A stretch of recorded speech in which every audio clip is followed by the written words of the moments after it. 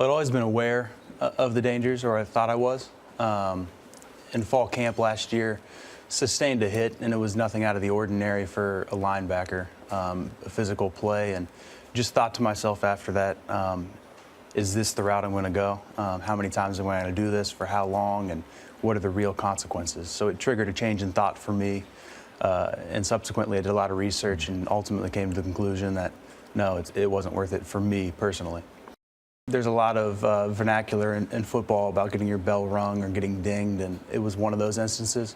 The hit itself wasn't cataclysmic. It just changed the way I approached the game. And you realized that if you continue to play the game, you might suffer permanent brain damage. That was your conclusion. That was my conclusion.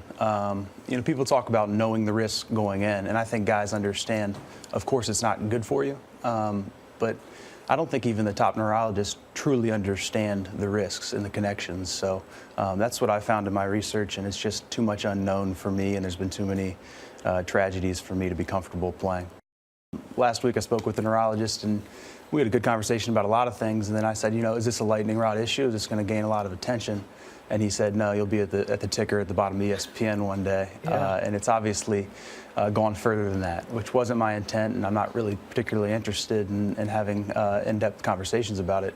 However, while it's in the spotlight, I think there's been enough former players who've suffered and future players whose health might be at risk. So it's important to talk about the information that's available. It was important to me. I think the 49ers drafted me assuming I wanted to play more than 1 year, and at the time I did too.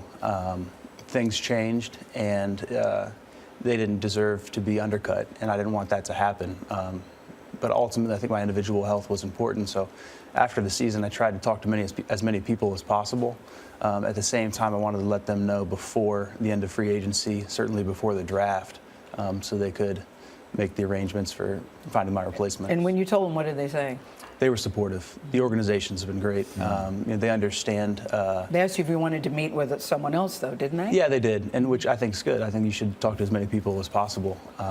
But they've been great to me. So what are you going to do now? I think I'm going to go back to school, have some interesting opportunities. I was a history undergrad, and there's some things I could do in academics or business. So need to learn more, but there's a lot on the table.